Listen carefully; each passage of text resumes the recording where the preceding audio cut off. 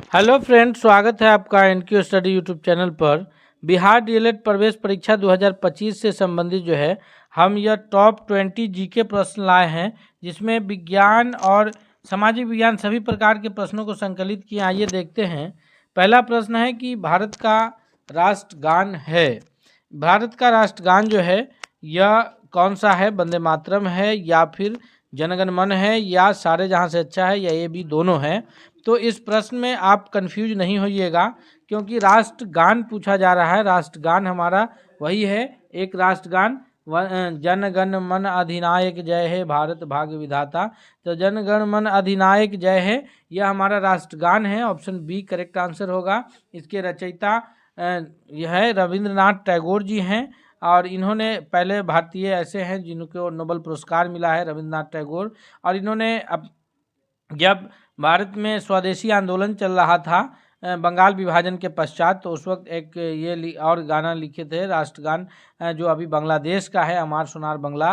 तो इनका एक ऐसे लेखक है जिनका लिखा हुआ गान जो है दो राष्ट्रों का राष्ट्रगान है, हमारा जन गण मन अधिनायक जय है राष्ट्रगान, जिसके रचयिता कौन है? रविंद्रनाथ टैगोर जी हैं। सवाल नंबर दूसरा है हमारे स्क्रीन पर कि भारत में सबसे ऊंचा बांध, भाखड़ा बांध जो है वो किस नदी पर बना है?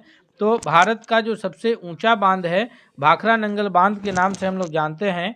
यह बांध जो है सिंधु की सहायक नदी सतलुज, कौन नदी पर है? सतलुज नदी पर है। ऑप्शन बी करेक्ट आंसर होगा।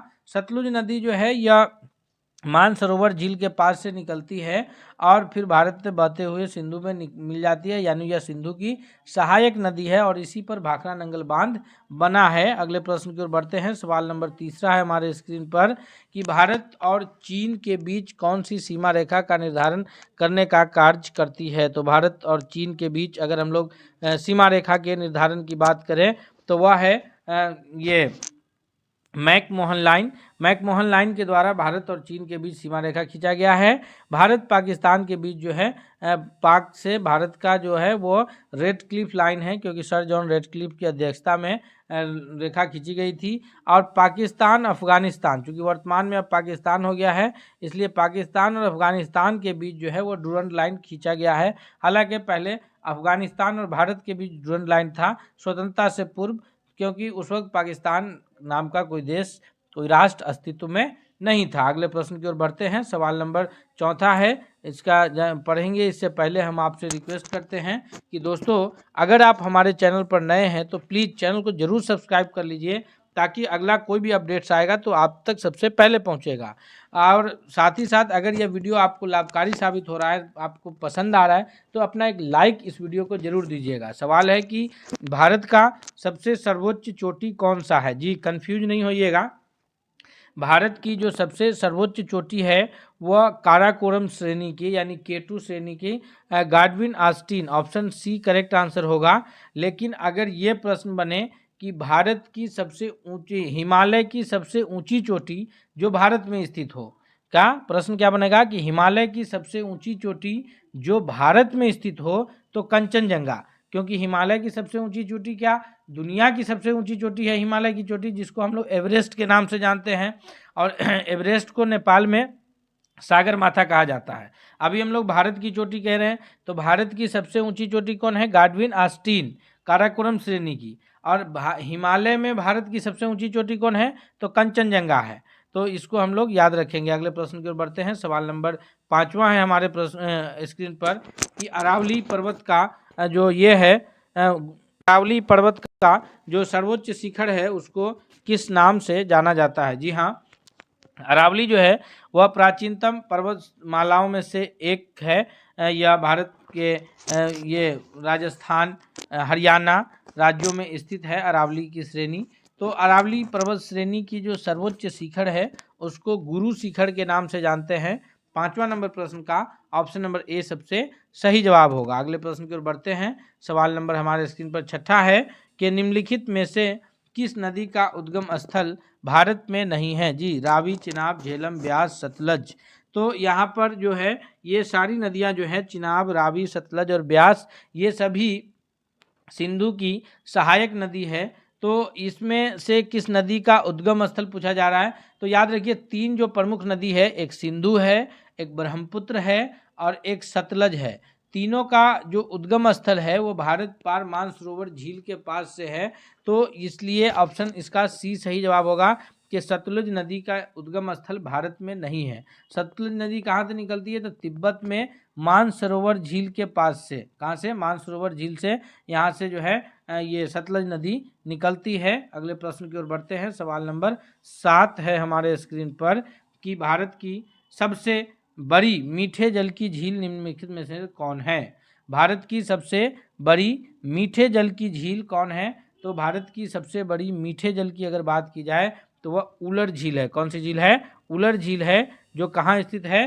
तो कश्मीर में स्थित है। कहाँ स्थित है? कश्मीर में स्थित है। अगले प्रश्न की ओर बढ़ते हैं। सवाल नंबर 8 है कि उत्तर पूर्व भारत की सबसे बड़ी लोकटक झील, जी हाँ, उत्तर पूर्व भारत की सबसे बड़ी लोकटक झील किस राज्य में स्थित है? इसका सही उत्तर क्या होगा? उत्तर भारत की जो सबसे बड़ी ये लोकटक झील है यह मणिपुर राज्य में स्थित है। ऑप्शन इसका बी सबसे करेक्ट आंसर होगा। अगले प्रश्न की ओर बढ़ते हैं। सवाल नंबर 9 है हमारे स्क्रीन पर कि भारत की प्रसिद्ध लैगून झील इनमें से कौन है? जी हाँ, भारत की जो प्रसिद्ध लैगून झील है, इस प्रकार से लैगून झील का निर्माण रहता है। तो ये लैगून झील चिल्का झील के नाम से हम लोग जानते हैं। ऑप्शन बी 9वां नंबर प्रश्न के लिए सबसे सही। प्रश्न की ओर बढ़ते हैं। सवाल नंबर 10 है कि भारत में प्रथम बहुउद्देशीय नदी घाटी परियोजना का निर्माण इनमें से किस नदी पर किया गया था? तो भारत की जो प्रथम बहुउद्देशीय नदी घाटी परियोजना का इस्तेमाल जब गोदावरी नदी पर किया गया, या दामोदर नदी पर किया गया, या कावेरी पर, या कोयना पर, तो सही उत्तर ऑप्शन नंबर सी होगा कि यह दामोदर नदी पर किया गया था। और पंडित जवाहरलाल नेहरू उस वक्त भारत के प्रथम प्रधानमंत्री थे, और भारत के प्रधानमंत्री वर्तमान में उस वक्त पंडित जवाहरलाल नेहरू ही थे। उन्होंने इस परियोजना को आधुनिक भारत का मंदिर कहा था। यानी उन्होंने कहा था कि भारत के विकास में, विकसित भारत बनाने में इस परियोजना का एक अपना अलग महत्व रहेगा, इसलिए उन्होंने आधुनिक भारत का मंदिर इसे कहा था। सवाल नंबर 11 है कि भारत में सर्वाधिक वर्षा प्राप्त करने वाला स्थान कौन सा है? जी हाँ दोस्तों, 11वां नंबर प्रश्न का सही उत्तर क्या होगा? तो भारत में जो सर्वाधिक वर्षा प्राप्त करने वाला स्थान है वह मेघालय राज्य में, भारत के किस राज्य में स्थित है? मेघालय राज्य में स्थित मासिन राम है, अर्थात ऑप्शन ए 11वां नंबर प्रश्न का सही उत्तर के रूप में ऑप्शन नंबर ए जाना जाएगा कि मासिन राम जो मेघालय में स्थित है, ये सबसे अधिक वर्षा यहीं होती है।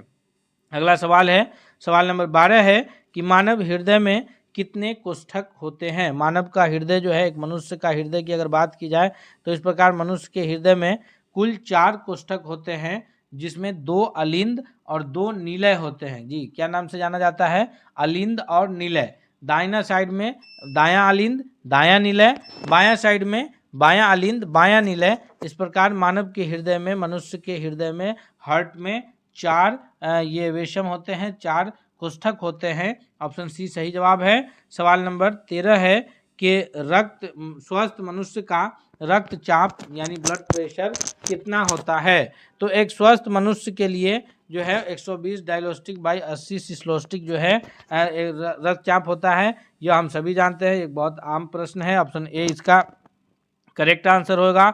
सवाल नंबर 14 है कि मानव रुधिर का पीएच मान है। तो मानव रुधिर का पीएच मान इनमें से कितना होगा?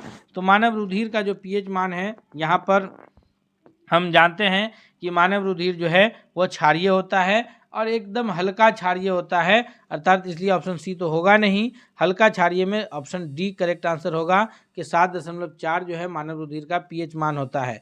पीएच स्केल को आप याद रखिएगा। पीएच स्केल क्या है? 0 से लेकर के 14 तक है, जिसमें से 7 जिस विलियन का भी पीएच मान 7 आएगा वह विलियन जो है पूरी तरह से उदासीन होता है। जैसे हम लोग पानी जो पीने का इस्तेमाल करते हैं वह 7 उसका पीएच होता है, पूरी तरह से वो उदासीन माना जाता है।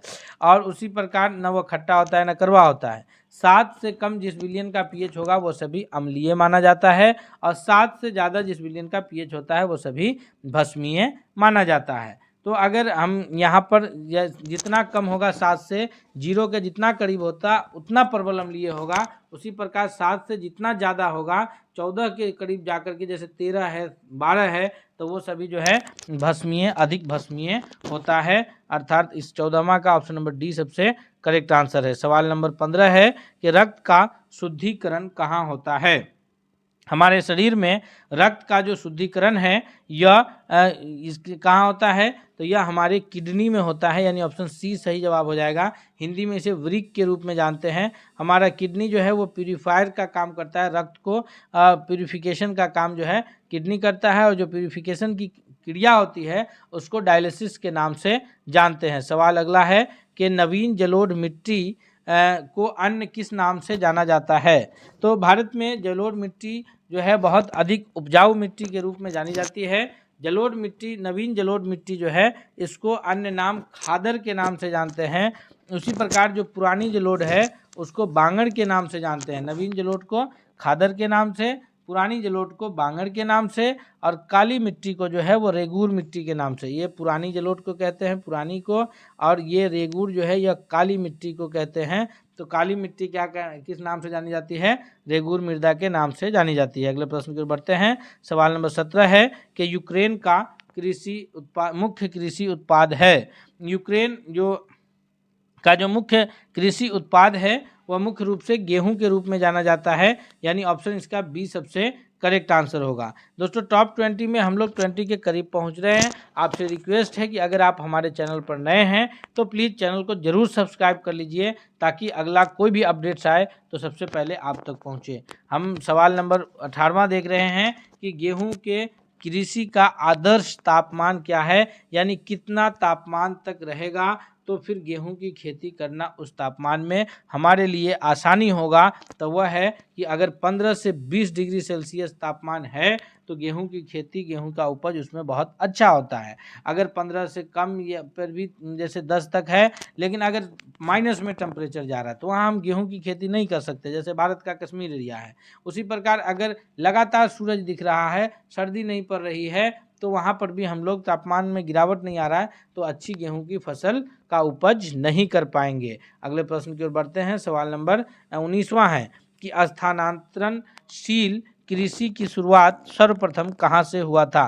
तो स्थानांतरणशील कृषि कहिए या स्थानांतरित कृषि कहिए, जिसको भारत में झूम खेती के नाम से भी जानते हैं, इसकी शुरुआत थाईलैंड देश से हुई है। कहाँ से हुई है, थाईलैंड से हुई है। ऑप्शन नंबर बी इसका सबसे सही जवाब होगा। सवाल नंबर 20 है कि लदांग संबंधित है।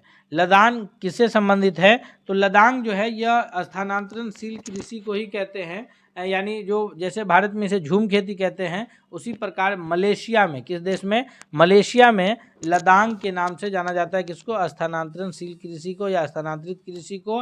तो दोस्तों 20 प्रश्न को अभी हम लोग इसमें कवर कर लिए। हम अगले सेट के साथ आपसे मिलेंगे, तब तक के लिए धन्यवाद। चलते चलते अपना एक लाइक, और अगर सब्सक्राइब नहीं किए हैं तो चैनल को सब्सक्राइब जरूर कर लीजिए। मिलते हैं अगले सेट के साथ। बहुत बहुत धन्यवाद।